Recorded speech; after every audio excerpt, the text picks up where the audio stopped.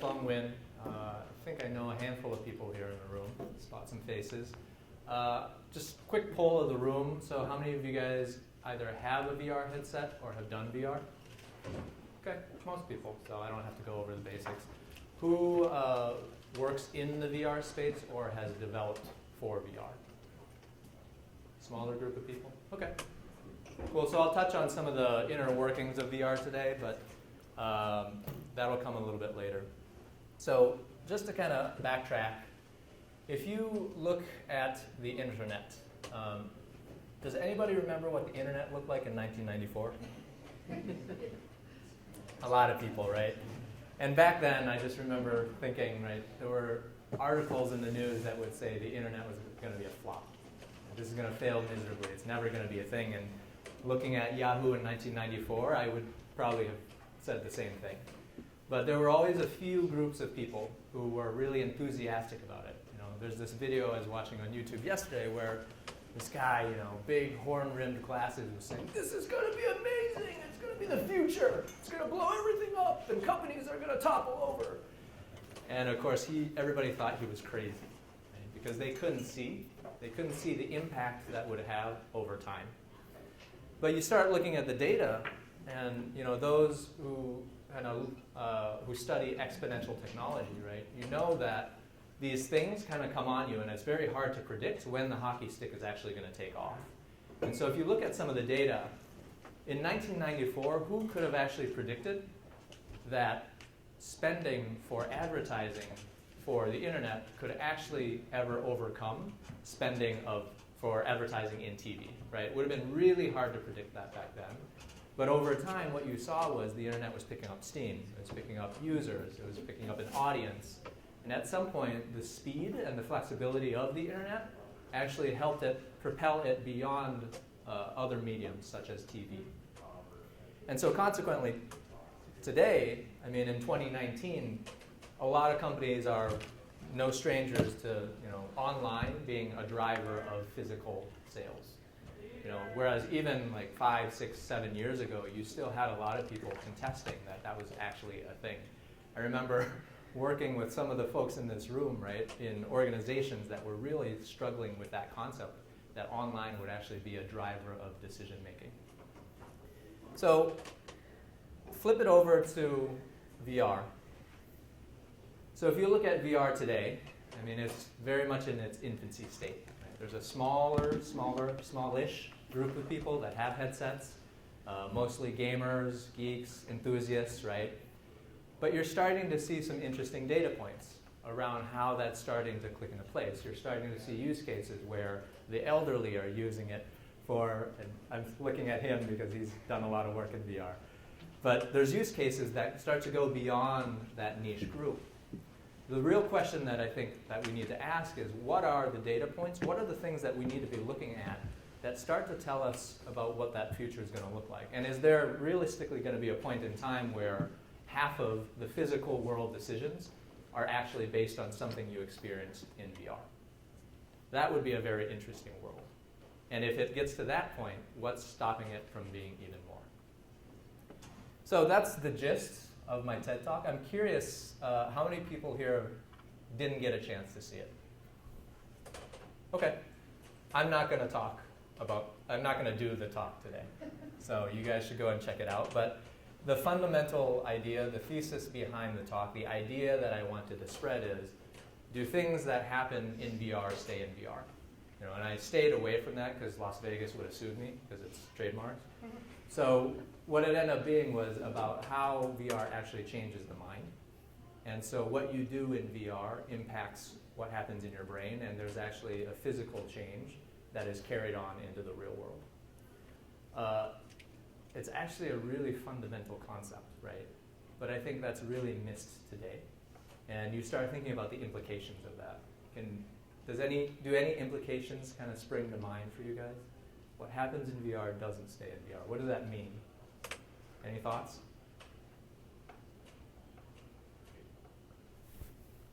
It's an educational tool. I mean, just cheating up your synopsis, but it's an educational tool. Okay, good. What else? Happens in VR doesn't stay in VR. What does that mean? There's a lot of design for the real world that happens in VR first to validate like the sizing of things and Right. how it's going to feel is going to. Yep. So what you feel in VR can transfer to what happens in the real world. Anything else? Advertising, you could experience using the product before buying it. Yes. So try before you buy, which is going to get really, really dangerous. Right? So pretty literally, you could use VR as a control interface. So you're manipulating real-world things Yeah. through an interface within VR. Yep, for sure. And for the purpose of today, I'm gonna, people in the industry are gonna kill me, but I tend to blend VR, AR. Right now they call it XR. I try not to confuse people, and I just call it all virtual reality. It's just different modalities, right? AR blocks out some of the world. VR blocks out everything. MR kind of brings everything together. MR is mixed reality. So at the end of the day, I think those are all just modalities on a spectrum. And in the future, right, devices should be able to support all of them. So, but that's not my talk today. My talk today is actually about the process of doing a TED Talk. And before I get into that, though, I'm going to share a little bit more about myself. So you see a lot of brands on there, a lot of companies. I've had the opportunity to work with a lot of very, very awesome organizations, focusing specifically on engineering and e-commerce. So I kind of grew up with e-commerce as it was evolving in different organizations, particularly at a time where they didn't know necessarily what it meant or what the impact could be. Now, past couple years, I've been focused more on the strategy and consulting side, and interesting turn happened around 2015 for me, where I actually stepped into entrepreneurship. So for those of you who don't know me, I started a company called Rumera that actually does virtual reality for enterprise. And I'll talk a little bit more about what we do. But what's kind of interesting there is, like, my roots in coding and 3D were 20 plus years before that, and it actually took that long for something that I was kind of born with an interest in to take shape. So from a career perspective, it's interesting how, like, if you look at this market, there's not too many jobs in that market now, but I can foresee in the future when the medium takes off, right? Just think about mobile development 15 years ago. There weren't any jobs in that industry because the medium wasn't mature enough. Or web development, like 20, 25 years ago, right? That was something that IT people did. And now today, right, it's just a common skill that I think eventually people will just need to do in school. So if you kind of project that out, like, what do the jobs of the future start to look like when most experiences are virtual and pervasive, right? Is there a future where interior design actually becomes a digital skill set again? So it's an interesting blend of the digital world back into the physical world. And, since we're so early on that curve, it's pretty early to say, but it'll be interesting to see how these worlds actually come back together. So a little bit more about Rumera, my company. So what we do is we help leaders see and test the future so they can make better decisions today. So going back to what somebody said about what you experience in VR transfers to the real world. So we work with some really interesting brands on the pre-build process. So most of you, I'm guessing, are everybody here kind of works in some technology space? Anybody who doesn't work in technology? You don't. What do you do? I'm an artist. You're an artist, yeah. It's interesting because when I talk to architects, when I talk to construction folks, and I ask them, what does agile mean to you? What they tell me is, agile means we can build a building in a year. So the cycle times in physical spaces are much, much longer, right? It's very, very waterfall. All this talk about agile and sprints and spikes, their life cycles are 10x what it is in software. And so what we do for Rumera is we actually bring VR into those spaces to accelerate those life cycles. And it has some really interesting implications in terms of decision making, right? Think about the first time you had a CRM or a decisioning tool or something that actually helped accelerate. Like, at first there's always resistance, right? People are like, I don't want to introduce a new tool into my workflow, it's too much work. We're at the point in a lot of the construction industry where that's the case, but there's a group of early adopters who are using it now that are saying this has enormous results.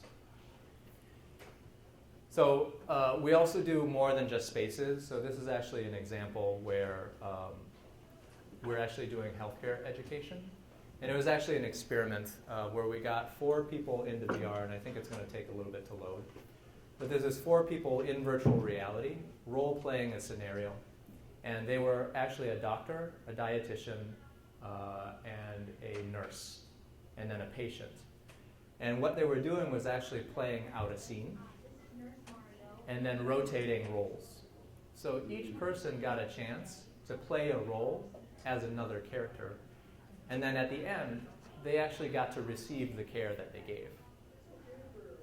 So if you think about the implications of that type of training, right? Training today, how it works in this industry is you watch somebody talking to a PowerPoint deck, literally for an hour, and that's worth a credit. So what's a credit worth in the future when you're actually building empathy, right, for your customer or for your patient? That starts to look like a really different world. And so, we kind of focus on a specific part of what VR can do, but we tend to do some spikes like this to explore how the human side of things can actually be brought into these spaces. So super interesting stuff. And if you guys have questions on any of this, feel free to ask. So does everybody know what TED is? TED Talks? Has anybody not seen a TED Talk? Okay, I kind of thought so. But that was a trick question. So there's a big difference between TED and TEDx. So whereas TED is a big, organized, singular event that happens every so often, TEDx is actually organized by communities, and it's specifically organized by volunteers. There's actually 130,000 talks that are available to watch. If you were to watch all of them in rapid succession, like I do Game of Thrones, it would take about 2,000 years to actually get through all of them. So 190 countries, 2,500 cities, and if you look at the growth trajectory, it's accelerating. So the model that they've built around this is absolutely amazing. And each talk in cities literally only has like 5 to 8 people, and yet they're generating this level of content just due to participation. Pretty amazing stuff. So how do you prepare for a TED event? Well, first, some people ask, well, how do you get into a TED event? How do you present? If you wanted to talk about something you're super passionate about, do something in your community that has impact. I actually didn't reach out to them, they reached out to me. And they have a team of curators, right, who look for interesting and relevant topics that happen within the community. And so when they reached out to me, they're like, hey, Thorn, let's go grab coffee. And it's an unscripted session, right? Just talk about what you're doing. Talk about what's interesting to you. Talk about an idea that you would really want to share with people. And it's interesting how this conversation went for me because it was scheduled for an hour and we went for 3 because there were so many different ideas. And the problem is you only have 18 minutes to do this bad boy. So how do you get this singular idea down to 18 minutes? Clear, concise, and ideally, right, attention spans are getting shorter, so ideally you can do it in less than 18 minutes. How do you surprise or inspire people or challenge people with a belief? And how do you make people care? And a lot of the time, you go on about your topic, people just don't care. So how do you bring general audiences into something that's actually very specific? The other thing, too, is I didn't know then, but it's all memorized. Right? You don't have cue cards. You're not supposed to look anything. You are supposed to memorize this thing. So that'll be part of my story. So, as I normally do, once I realized in about, I think it was the March, April time frame that I was going to do this, I started doing some research. So, being a developer, I wrote some scripts to go on my YouTube. Who else has done a talk on VR? And lo and behold, I found out there were already 300 talks on VR and AR that had been done through TEDx. I'm like, what the hell am I going to talk about that nobody else has talked about before? I did some research on YouTube too. At that point in time, there were about over 2,000 videos on AR and VR, right? So this was no niche thing that nobody knew about. There was a decent amount of content out there and a decent amount of viewership. Other interesting thing, and you kind of see the yellow on there, I did a heat map to kind of try to understand what are the videos, what are the talks that are getting clicks and views? And I was trying to figure out why they're getting clicks and views. So there were some scripts that I wrote that were starting to parse out the transcripts of all the words that they said in the talk, and then also the titles of the talks themselves. So I was doing some linguistic analysis. Why were these guys or gals getting clicks? How were they getting viewership? What was attracting people to some talks versus some others? So, other thing you tend to do when you do a TED Talk is you start watching a lot of TED Talks. So I watched all 300 of the AR/VR talks. I probably watched another couple hundred about everything ranging from body language and how you hold yourself and how you show your hands to convey trust. I mean, there's an amazing amount of content out there on how to do a TED Talk. I also watched a TED Talk from a guy in New York who has 8 million views on how to do a TED Talk and sound smart. And his whole talk, has anybody seen this? You're nodding. You guys gotta see this. It is hilarious. His whole talk is about nothing. Like nothing. Numbers, zilch, zada. You gotta see it. So how to do a TED, what was the title of the talk? Do you remember? How to sound smart in your TED Talk. How do you sound smart in your TED Talk? That thing was wonderful. It's great for corporate presentations. You know, if you're in the working world, that thing comes in so handy. So the other element that I had in my back pocket was a top secret process. And I think this is what really got me going. Step 1 was write garbage. And step 2 was throw it away. And step 3 was repeat this. I literally wrote my talk, 8, 9, 10 times. And I think it's interesting because when you can talk about anything, what do you talk about? And what do you talk about that people care about? And so it's something actually I think everybody should do at some point in their life is give a TED-style talk. Maybe it might not be a TED Talk or a TEDx talk, but a TEDx-style talk just brings it to a different level. Because it's not just about facts or information, right, or data. It's actually weaving together so many different points, and it's really actually about storytelling. I think that was one of the key things around the talks that succeeded. So the ones that got clicks were the ones that actually grabbed people. Right? 8 million views either means you had a clickbait, icon or thumbnail, or you actually had something to talk about. So I got so stuck writing this talk, and it was during a period of time of high stress. There was a lot of things going on at Romero. And at that time, my friend was building a business. And her business was around helping people tell their story. She had a couple sessions with me, and I'd recommend her anytime, Erin Duffy. She runs inspirationsquared.com. But she works with executives and leaders who are kind of stuck in the roles that they're at, so that they can actually reconnect with their story and be able to figure out their path moving forward. But her technique was really interesting around how do you tell your story. And so she had me recite everything ranging from where I was born to how I grew up to what were some of the trials and tribulations that I went through as a kid.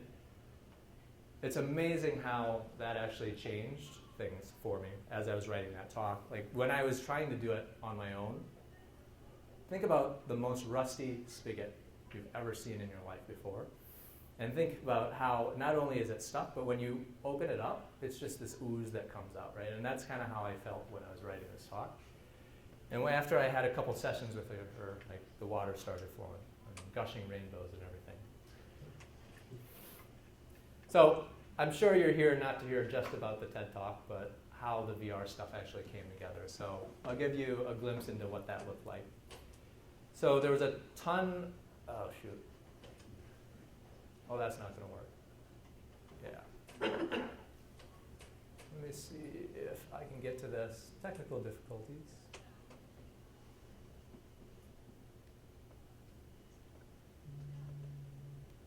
So there was a ton of work done around building the character itself.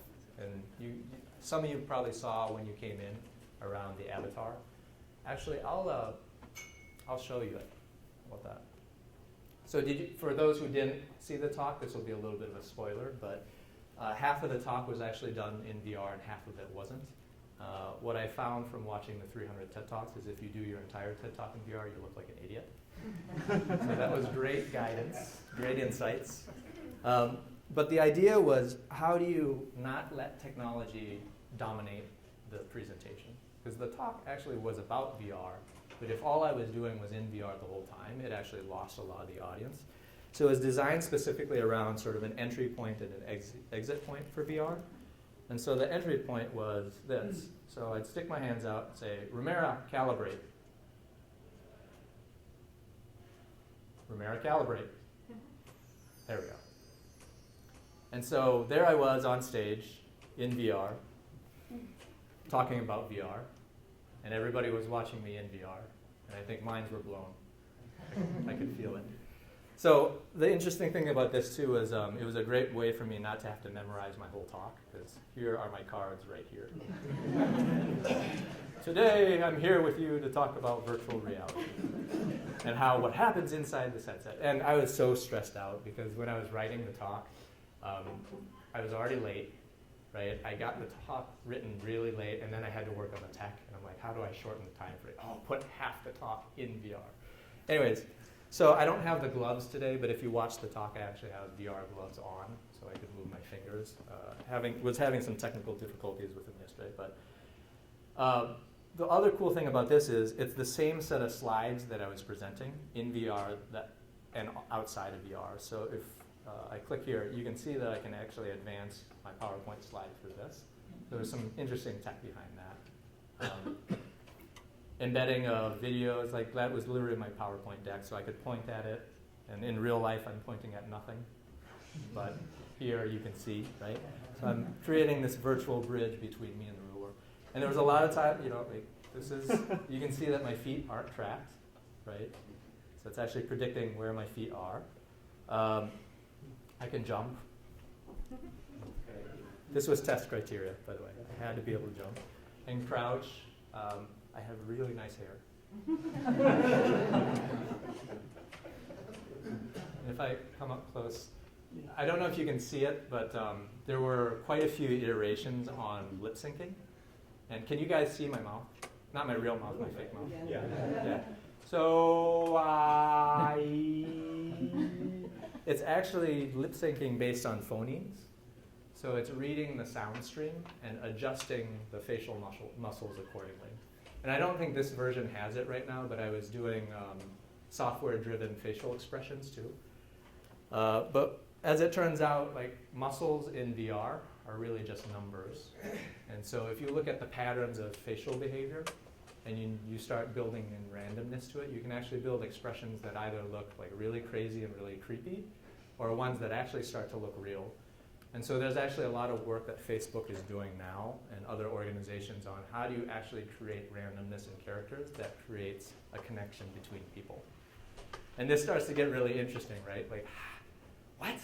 So numbers can drive a response in behavior? Yeah. It's even more creepy when I put the down and walk away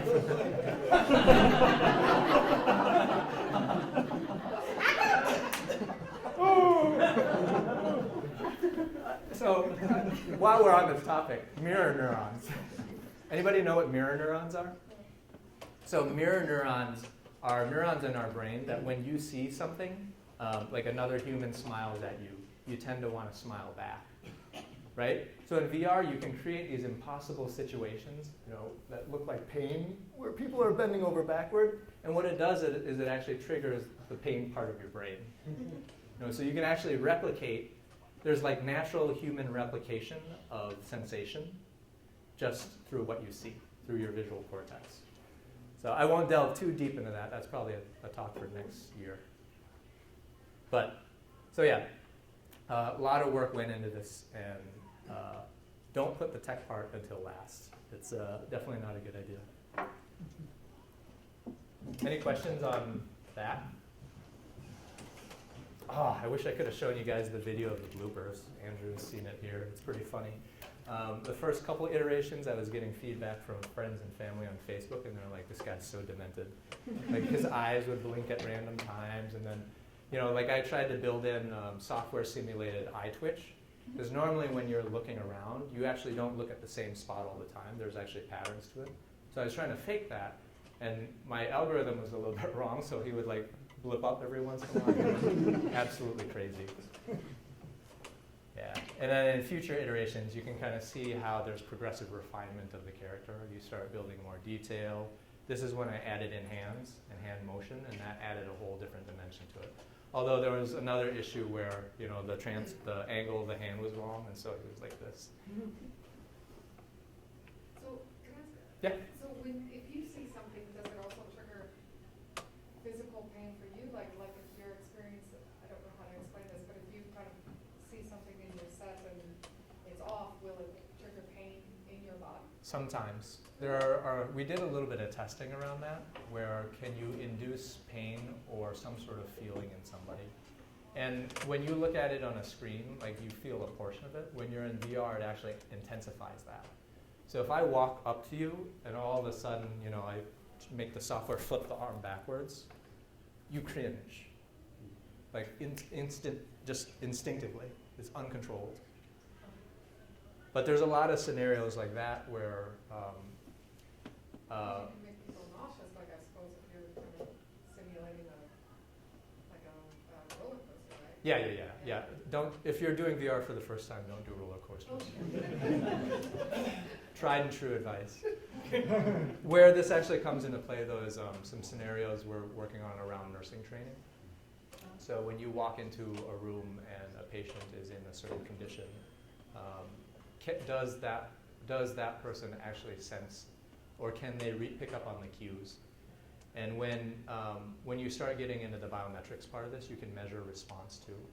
So we've done some integrations in the galvanic skin response. So it actually measures skin tension and moisture. And so when you walk into this, I can measure your unconscious response to a situation. And based on that, what you start doing is you can iterate on that and start setting up virtual scenarios to train the unconscious mind, which actually starts getting really crazy and really creepy at the same time. You know, think about education today. It's about you reading a book about somebody in pain. And there's so many layers of translation that you have to go through to figure out, okay, this is what's right. And at the end of the day, the real training you get is actually when you're on the job doing it. And so in VR, you can start simulating a lot of these scenarios. So by the time you hit the field, you already know what you're doing. And you've already trained those behaviors at an unconscious level. So think about the performance implications of that. Can I ask how long finishing your model took? Development time went into that? Yeah, that's a great cue for the next slide. So you can see here the progression, right? So character development. Anybody work in the 3D space? 3D modeling? Yeah, there's not a big cross-section of developers in 3D, and I think that's gonna evolve quickly as this medium becomes more prominent. This process of building that character probably took about 2 months, in addition to the development of the tech behind it. And the tech behind it being the roundabout movement, that kind of thing you're talking about? So there were a couple different components to it. The facial structure, the eyes, the face, the lip syncing itself. And then there's the rigging of the body. So how does the body move and the driving of the character? So if you remember a few minutes ago, there were only 3 points of data driving that character. And yet every muscle was placed in a position that should have been relatively close to where the human body should be. That's called inverse kinematics. And what it is the mathematical calculation of all the different bones and where they should be, driven off of a smaller set of data. And so that's how low-cost motion capture is done. You know, so if you look at Hollywood, they've got these bodysuits with a bunch of different data points, and they don't have to do a lot of calculation for the bones in between.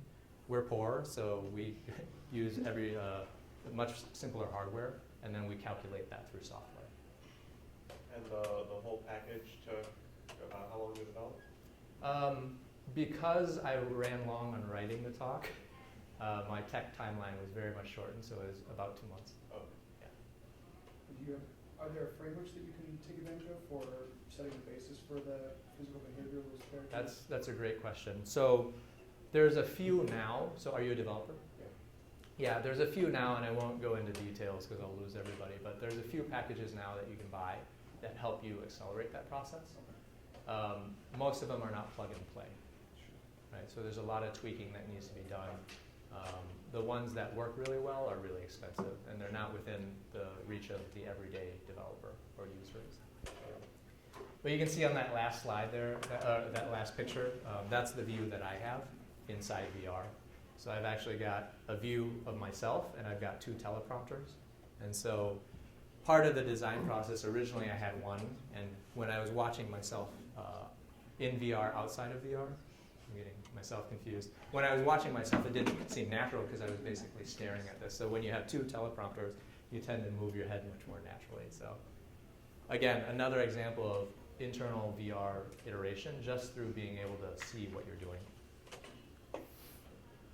So for those of you interested in the hardware, HTC Vive, you can buy that for $499 today. You see the lighthouses here. It's part of that package. Most of you guys have done VR before, so I'm assuming. So Gear VR or high-end VR? High-end VR? Okay, so half are probably more phone-based VR. This is probably the entry level, I think, of what VR should be and needs to be. Price points are really coming down, and I think this year Oculus is releasing a headset that will be really within reach of most people. It's going to be $400, and it's going to be able to do a lot of what this can do today, just not at the same performance level. For the talk, I actually had gloves too. They were $9.99, small fee. But what they were magnetic, and they allowed you to track fingers. We were doing a ton of prototyping around that because some of our experiences, well, most of our experiences are interactable. And so the natural tendency is for people to want to use their hands. And today with the controllers, like there's a learning curve for people who aren't into games to realize that they have to reach out and pull the trigger to be able to pick something up. And so with gloves, it feels a lot more natural. And so I think over, Valve is a company that's really prominent within VR. They're releasing a new controller this year that'll allow you to use your hands. So I think that's going to get really big really fast. And then a nice beefy laptop to drive that. Any questions? All right, so the talk magically happens with only one wardrobe failure. The interesting thing about the talk is, like, when they do the talk, those guys were there. When they do the talk, if you're watching it live, it is absolutely miserable. Like, everything goes wrong. That whole background was full of balloons, and every 5 minutes a balloon was popping, and it would startle the presenters. But the amazing thing is they have editing, and so when it actually ends up on the internet, it looks great. They cut out all the stuff. Halfway through, one of my trackers failed, and my hand got stuck. That was one part that did not get cut out. So when you watch the, when you do watch the video, check that out. Nothing like a wardrobe failure while you're on stage. So the results. I was super interested in seeing how it would turn out, and so I wrote a couple things. As you know, I'm a data guy. So I was measuring the results of what happened when it got posted. I actually didn't know exactly when it was going to get posted. A friend told me, and then I flipped my script on, and I think after 4 hours, the numbers just absolutely skyrocketed. It kept on picking up, and I had another script that was actually mining the internet, looking for where the references were coming from, where were the referrals coming from, and it got picked up on Reddit, it got picked up on some key trend sites, and those were huge drivers of traffic. So within 10 days, it was well over 75,000 views. Another interesting thing too is if you study SEO or rankings or things like that, it's interesting how YouTube does its algorithm. Because the pace was so high, you could actually see, you could literally see how YouTube was pitting it against other videos, and then using that to inform which ones to move up in its search algorithm. And it was literally doing this real time. It was A/B testing videos to see which ones had more grab. And you could see over time that my video started out on the second page, and then it would get pitted against like a long-time leader, right? And then it would win, and then it get bumped down, and then it switched back up. So there's rhyme and reason to that algorithm, and it's a super fascinating field to study. Other interesting thing was comments. You don't realize how big the internet is until you post something on YouTube or look crazy. And so everything ranging from, hey, this makes the future look a lot brighter, this is great, to T-posing, which, anybody know what T-posing is? I missed that meme, so I had to read up on that. So T-posing is this pose. Apparently it's a big deal. That got me at least 50,000 clicks. Yeah. And then ranging to people who are saying, you know, I can't wait to disappear altogether from the physical world and make a living in VR. Also got spiritual. There were a lot of threads around, you know, just the comparison of virtual life and real life and just the philosophy behind that. Is everything simulated? Right? There's also some paranoia, right? AI is going to tie into this. Quantum computing. Oh yeah, real world Skynet. Yes, calm down and take off the tinfoil hat. I think something that was really surprising to me was the worldwide response. So there were a lot of people who were speaking multiple languages, and you can actually see where the traffic is coming from. But it was a pretty global phenomenon. And I thought it was interesting because A, it's all in English, and B, right, who knew VR was this big of a thing? There were a handful of people who reached out from Europe, you know, I got somebody from South Africa that reached out and said they wanted to talk. Russia, Southeast Asia, it was pretty global. What made my day, or actually I had no idea. Do you guys all know who Matt Nicholson is? Yeah. Seriously? Am I the only one who doesn't know who he is? Did I miss something? Yes. I had no idea who he is. So he said this, and I'm like, I gotta go look that up. And then I found out who he is. That's okay. I can do that. Thank you. So I had a leaderboard too, and it was semi-real time. It would refresh itself basically every day. And you could see, right, so the top group, and this data is actually about a month old, I haven't refreshed it. The top set is all of the TEDx videos done in Minnesota. And then the bottom one is all of the TEDx talks on AR and VR worldwide, right? And so what happened is this thing kept climbing the leaderboard, and it was really fun to watch in terms of just the data and the analytics behind it. So takeaways from doing this. I think when I started doing the TED Talk, I was trying to cater to everybody. Right? There's so much to talk about. The audience is so big. I lost who I was, and I think I needed a reminder on that. And once you start to connect to who you are, and I think this is as true in TED Talks as it is in corporate life, sometimes you lose who you are based on just all of the audiences that you have to cater to. So how do you remember who you are and bring that into the story? The other big takeaway is that I look like Matt Nicholson.